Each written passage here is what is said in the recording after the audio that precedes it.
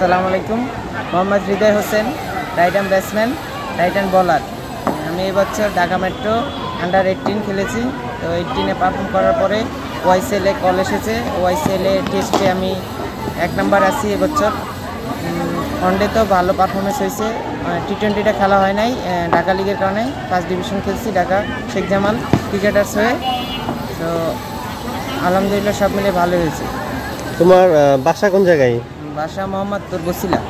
আচ্ছা, মোহাম্মদপুর বসিলা। তো তুমি যে এখন ঢাকা মেট্রো আন্ডার-18 খেলে ভালো পারফর্ম করে ওয়াইসিএল এর সুযোগ পেয়েছো, এখন ফ্যামিলি কি বলে এই ব্যাপারে? ফ্যামিলির সাপোর্ট তো সবসময় ছিল, ভালো খেলি বা খারাপ খেলি দুই সময় ভালো সাপোর্ট করছে। তারপর আমার এই ক্লাব সিসিএসের ইকবাল স্যার তো অনেক সাপোর্ট করে, সব সময় সাপোর্ট করে আসতেছে, যখন যেটা প্রয়োজন স্যার হেল্প করে। আচ্ছা, তোমার ফ্যামিলি কি শুরুতে সাপোর্ট দিয়েছিল? হ্যাঁ, ফ্যামিলির সবাই সাপোর্ট দিয়েছে। আচ্ছা, এই যে তুমি এইবার আন্ডার-18 খেলেছো, এই আন্ডার-18 আসার পিছনের গল্পটা একটু বলো। মানে কিভাবে আন্ডার-18 আসলে, শুরু থেকে কখন শুরু করেছো প্র্যাকটিস এবং কতদিন যাবত খেলো? আমি 18-19-এ ভর্তি হয়েছি সিসিএসে। ঢাকা যখন আসছি ছোটোর থেকেই এই ক্লাবেই ভর্তি হয়েছি। তো এই ক্লাবে এখন পর্যন্ত আছি। তো 14 খেলছি এই ক্লাব থেকে ঢাকা মেট্রোর, 15 ন্যাশনাল খেলছি, 16 খেলছি ঢাকা মেট্রো, 17 ন্যাশনাল খেলছি, এই বছর 18 খেলছি, এই লাস্ট ইয়ার 18 শেষে ওয়াইসিএল খেলছি। আচ্ছা, তো সামনে কি তাহলে ওয়াইসিএল যেহেতু খেলেছো, তো সামনে ওয়াইসিএল থেকে 19-এ খেলার সুযোগ আসার সম্ভাবনা আছে? সম্ভাবনা আছে। আমি 28-এর ব্যাচ, তো 26-এর ব্যাচ ম্যাচ চলতেছে, 19-এর ক্যাম্প চলতেছে, শ্রীলঙ্কার সাথে ম্যাচ হয়েছে, তারপরে সাউথ আফ্রিকা হয়তো বা ম্যাচ হবে আন্ডার-19-এর। ওদের শেষ হইলে হয়তো বা আমাদের সম্ভাবনা আছে। আমি যেহেতু ওয়াইসিএলে টেস্টে হাইয়েস্ট রান ডিগার, সম্ভাবনা একটা আশা করতে পারি। কত? আমি এবার ওয়াইসিএল টেস্টে লিডার বোর্ডে 1-এ আছি। কত রান করেছো? 252 রান। কয় ম্যাচ? 6 ইনিংস। 6 ইনিংসে, মানে দ্যাট মিনস 3টা ম্যাচ খেলে 252 রান। আচ্ছা, তো এখন ফিউচার প্ল্যান কি তোমার?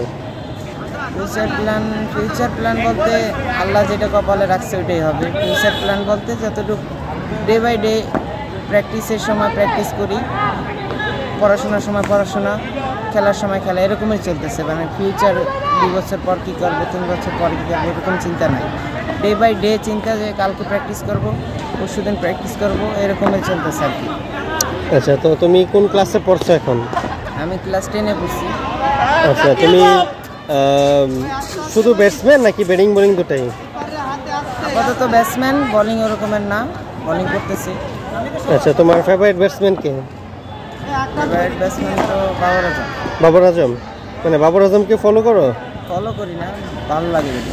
আচ্ছা, তুমি কার মতো হতে চাও? বিশ্বের কোন প্লেয়ারের মতো হওয়ার ইচ্ছা তোমার? আমি আমার মতো হতে চাই, বিশ্বের এরকমের কেউ নাই যে তার মতো হতে হবে। আচ্ছা, এমনি কার ব্যাটিং দেখো নেটে, যে নিশ্চয়ই তুমি কারো ব্যাটিং অনুপ্রেরণা নিয়ে ব্যাটিং করো?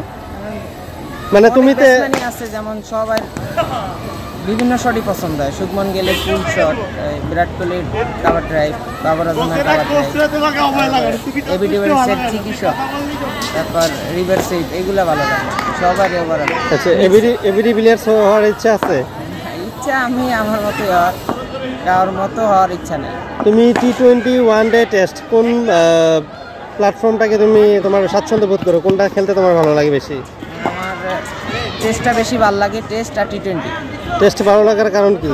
টেস্টে লং টাইম ব্যাটিং করা যায়, ধৈর্য সহকারে, কোনো প্রেশার নাই, বাইরে দিয়ে চিলি নাই, নিজের মতো করে ব্যাটিং করা, যতক্ষণ থাকতে পারি, যেমন মন চায় মারবো, মন চায় থাকবো, দুইটাই করা যায়। কিন্তু ওয়ানডে আর টি-20-তে দুইটা করা যায় না, তার সীমাবদ্ধ আছে 50 ওভার, এটা 20 ওভার।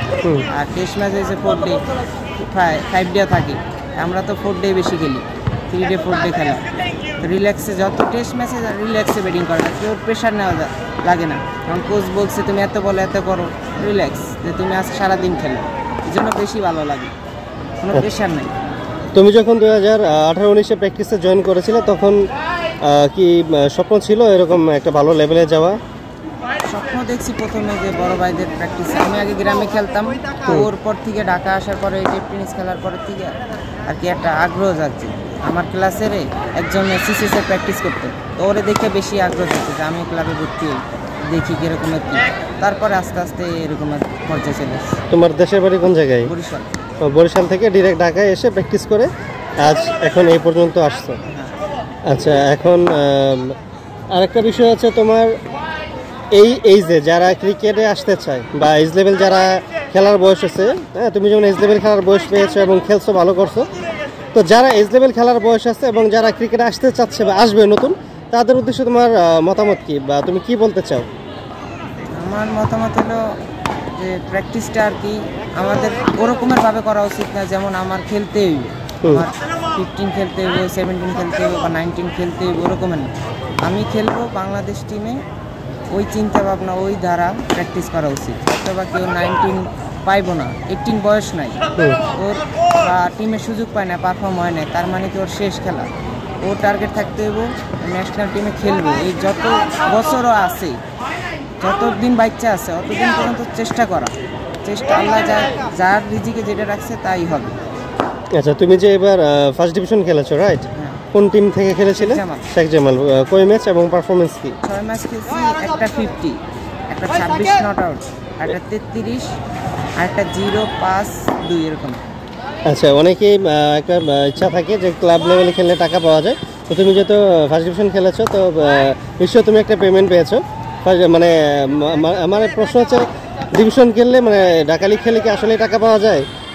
ঢাকা লিগে আমি ফার্স্ট বছর ছিলাম, প্রথম বছর ছিলাম অগ্রণী ব্যাংকে, তো ওই বছর কোনো ম্যাচ পাইনি। সেকেন্ড টাকা দিছে ওই বছর কত? 40-50-এর মতো, 50,000 মতো টাকা দিছে, ম্যাচ আচ্ছা। পাইনি ওই বছর।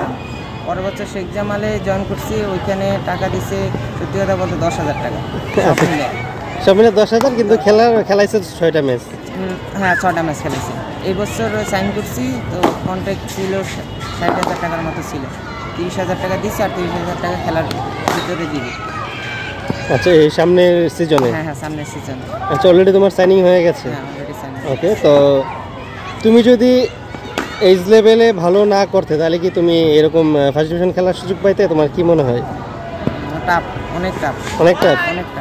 যারা এইজ লেভেলে যাদের এইজ আছে ওরা পারফর্ম করলে সুযোগ পায়, যাদের এইজ থাকে না তাদের অনেক এই জায়গায় যাইতে হয়, ওই স্যারের কাছে যাইতে হয়, অনেক কিছু মানে মিক্স করে ফেলা আর কি। এর কাছে গেলে টাকা লাগবে, ওর কাছে গেলে টাকা লাগবে, এরকমের একটা বিষয় আছে। যারা এইজ লেভেলে আছে, যারা পারফর্ম করে, ওদের এত টেনশন নেই। ওইখানে পারফর্ম করলে এখানে সবাই দেখে এইজ লেভেলে পারফরমেন্স কারা করে। এইজ লেভেলের প্লেয়ারদের তো খুঁজে সবাই, ঢাকা লিগের টিমগুলো যারা ভালো করে তা করে নিয়ে যায় কিন্তু। আচ্ছা, যারা এজ লেভেলে খেলার বয়স শেষ, তাদের উদ্দেশ্যে কি বলবা? যাদের এজ লেভেল শেষ বলতে গেলে বাংলাদেশের ওরকমের কালচারই হয়ে গেছে, যাদের এজ লেভেল শেষ মানে ও শেষ, ওর দ্বারা হবে না। যেমন 18, যেমন 19 যারা খেলে, ওয়ার্ল্ড কাপ খেলে, পরের বছর দেখবেন ওদের নিয়ে কিন্তু এত মাথা ব্যথা না। যখন থাকে তখন ওদের নিয়ে এই রিপোর্ট, এত সুন্দর শট, এত পরিশ্রম ওই বছরই করে।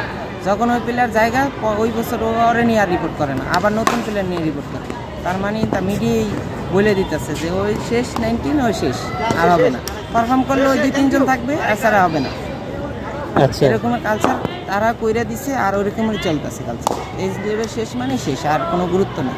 যদি বয়স 30 বছর হয়, যদি 500-700 রান করে, আচ্ছা, বলবে ফিল্ডিং করতে পারে না, ফিটনেস নাই, অনেক রান দেওয়ার কথা না।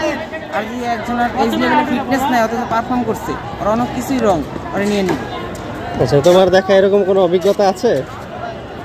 আমি শুনছি, আমি সঠিক না।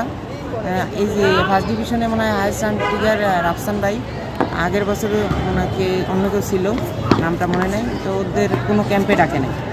মানে এই যে ওদের ক্যাম্পে ডাকে না, এর আগ্রহ কমে গেছে আরও। আমাদের সত্যি কথা তাদের এটা দেখে আমার একটা ভয় জেগে গেছে যে এজ লেভেল দিয়েই কিছু একটা করতে হবে। আসে না, এজ লেভেলে কিছু করতে পারি না, ঢাকার লিগে খেলা পারফর্ম করে, এরকম পরিশ্রম করে সারা বছর খেলার ভিতরে ইনভলভ থেকে ঢাকা লিগে পারফর্ম করে একটা ক্যাম্পে ঢুকা।